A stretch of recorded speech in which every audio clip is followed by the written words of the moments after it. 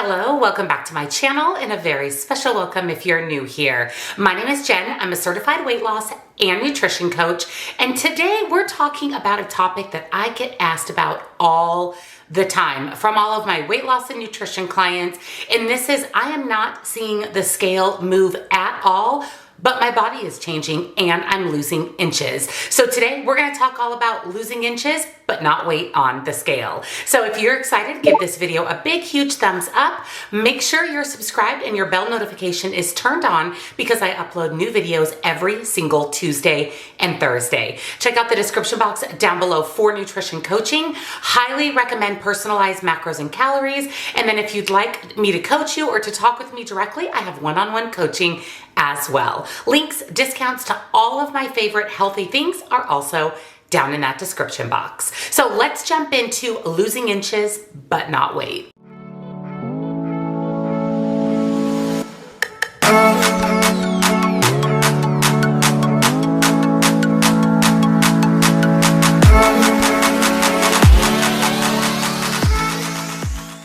If you're on a weight loss journey, I would venture to guess that your main tool to measure your success is the scale. But is the scale really the best tool to be using on a weight loss journey? It can be super demotivating, upsetting, frustrating, annoying, and the number one reason why we quit trying to lose weight when that scale just isn't cooperating. We're doing everything right, but this number on the scale isn't changing. But maybe, just maybe, your clothes are fitting better. Or maybe you've even went down a size or two in clothing. Or when you catch a glimpse of yourself in the mirror, it's a whole different you. And you don't understand how this is happening. How are you losing sizes, inches, but you're not losing weight on the scale? I wanted to talk with you guys about this today and set you up with some tips and tricks on how to get that stubborn scale moving again. One of the main reasons that you may be seeing your body change and inches being lost, but the weight on the scale not changing is because you may be losing fat but gaining muscle. Now, before we jump into this topic, disclaimer, disclaimer, disclaimer, muscle and fat weigh exactly the same. Muscle does not weigh more than fat. A pound's a pound. A pound of flour, a pound of sugar, a pound of butter, a pound's a pound. However, muscle takes up less space than fat. So individuals who have more muscle on their body, or as we're building more muscle, our body is changing. It's looking smaller because muscle takes up less space than fat. But despite the controversy out there, muscle and fat weigh exactly the same. When we lose fat but gain muscle, this is called body recomposition. This is something we should all be striving for. We should all be striving to get rid of the excess fat on our body and replace that with lean, healthy muscle. This is what's going to make us look stronger, leaner, and smaller overall, because remember, muscle takes up less space than fat. And unfortunately, most scales on the market, I'm going to say most because there are some fancy schmancy scales out there that do recognize the difference between fat and muscle. Most of your traditional scales, the ones in our homes, they don't recognize the difference. The weight is the weight. Whether it's made up of fat, water, muscle, the scale doesn't know the difference. When we are gaining lean muscle and losing fat, our weight can stay exactly the same on the scale because remember, the scale doesn't know the difference between fat and muscle. If you want a scale that really tells the difference, you want to get a body fat or body mass scale, I'll link a couple of options down in the description box for you. But remember, just because that number on the scale isn't changing doesn't mean that your body isn't changing, getting smaller, getting leaner, and that you're developing nice lean muscle. Now, the best way to do body recomposition and to start developing some lean muscle and shedding that fat is to do a mix of both light cardio. I said light cardio. This doesn't mean hours and hours in the gym, 20 to 30 minutes of cardio a few days a week, and really focusing on those muscle building activities that come along with strength training. Light weights, lots of reps. This is what's going to help with body recomposition. Number two is you may actually be experiencing water retention. Weight loss is not a linear process. We know that it has a lot of ups and downs, and our weight can change drastically from the morning to the night based on the activities that we're doing, the climate we're in, the foods that we're eating, and based based on water retention. There are several reasons we may be retaining water, and just spoiler alert, water retention is normal. It's normal, but you can't only go with the number on the scale because water retention is normal and it is a real thing. Some of the reasons you may be retaining extra water is sodium. Eating a high sodium meal can cause your kidneys to retain water, resulting in increased weight. Stress, whether it comes from major life changes, relationship issues, financial problems, stress can also increase the hormones that cause water retention.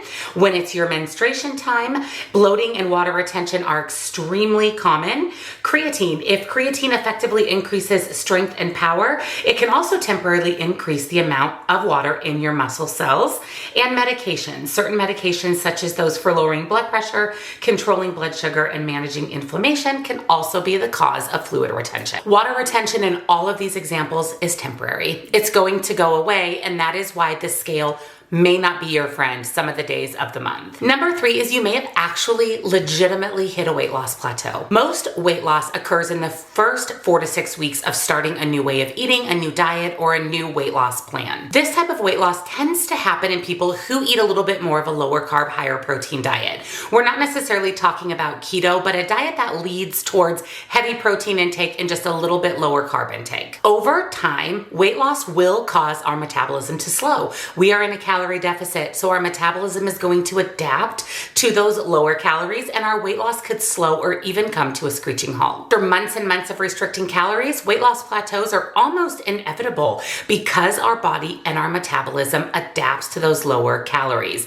That is why it is so important to take diet breaks, to go into maintenance mode throughout your weight loss journey for several weeks at a time. It gives your body a chance to reset your metabolism, get it fired up and ready for weight loss mode again. You should never be in a caloric deficit, on a diet, or in weight loss mode for more than about 8 weeks at a time. Another thing that may be happening, and is actually quite common, is you may be consuming more calories than you think that you're consuming. That is why it is important to track your food. Even if it's not every day, check in with yourself. Track how many calories you're eating to make sure that you are truly still in a caloric deficit.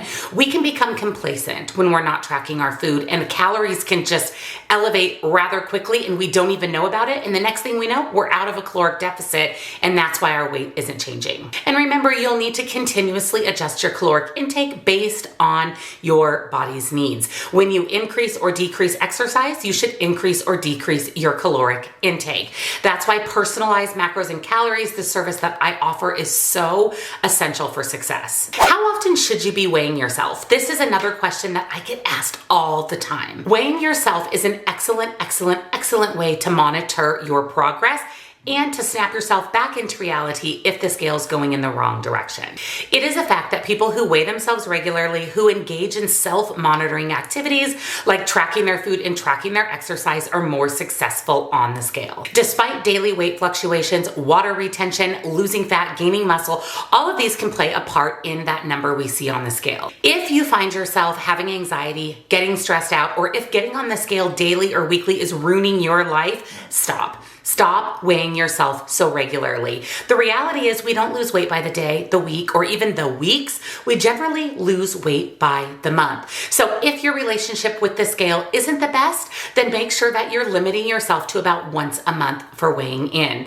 If you know that that number on the scale is data and you're kind of a nutrition data nerd like myself, it's okay to weigh yourself once a week, every couple of weeks, but try not to weigh yourself daily, because remember, daily weight fluctuations happen, and we don't want these fluctuations to lead to disordered eating, unhealthy relationship with food, unhealthy relationship with exercise, or really getting ourselves too immersed into that diet culture. So what's the bottom line of today's video? The reality is there are several reasons you may be losing inches, changing clothing sizes, but not losing weight on the scale. And that's okay. It's completely okay. In fact, it's better to see all of these other changes and non-scale victories happening in our body, even more so than losing losing weight on that scale. Remember that the foods that you eat, water retention, exercise, medications that you take, how much sodium you ate the day before are all going to play a part in that number on the scale. Make sure that your relationship with the scale is healthy, and if it isn't, you need to decrease how often you're weighing yourself until that relationship is in a healthy place. Don't rely on the scale alone to measure overall weight loss success or health in general, because there are so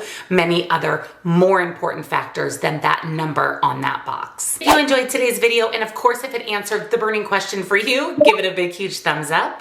Make sure you're subscribed and your bell notification is turned on, because I do upload every single Tuesday and Thursday. Check out the description box down below for nutrition coaching. I would love to help you, as well as links and discounts to all of my favorite healthy things. Thank you so much for watching, and I'll see you all in the next one. Bye.